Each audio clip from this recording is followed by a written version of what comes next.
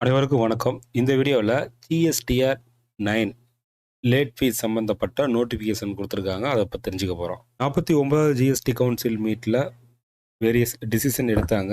அதில் வந்து ரிட்டர்னுக்கான லேட் ஃபீ ரெடியூஸ் பண்ணுறதும் ஒரு டிசிஷனாக எடுத்திருந்தாங்க. அது ரிலவெண்ட்டாக வந்து இப்போ நோட்டிஃபிகேஷனும் வந்து ரிலீஸ் பண்ணியிருக்காங்க. GSTR-9 ஆனுவல் ரிட்டர்ன், அது நம்ம ரிட்டர்ன் ஃபைல் பண்ணல அப்படின்னாக்க லேட் ஃபீ வந்து அக்குமுலேட் ஆகும். அது நமக்கு தெரிஞ்சது தான்.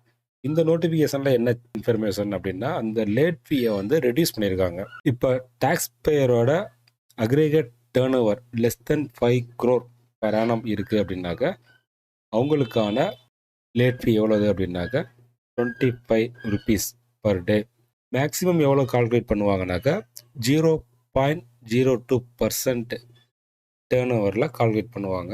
இது வந்து சிஜிஎஸ்டிக்கு தான். இதே ஈக்குவல் அமௌண்ட்டு ஹெச்ஜிஎஸ்டிக்கும் வந்து அப்ளிகபிள். அதே மாதிரி டேக்ஸ் பேயரோட அக்ரிகேட் டேர்ன் ஓவர் வந்து மோர் தென் 5 crore இருக்குது அப்படின்னாக்க ஒரு நாளைக்கு வந்து 50 rupees வந்து லேட் ஃபீயாக கால்குலேட் பண்ணுவாங்க. அதிகபட்சமாக வந்து 0.02% டேர்ன் ஓவரில் கால்குலேட் பண்ணுவாங்க.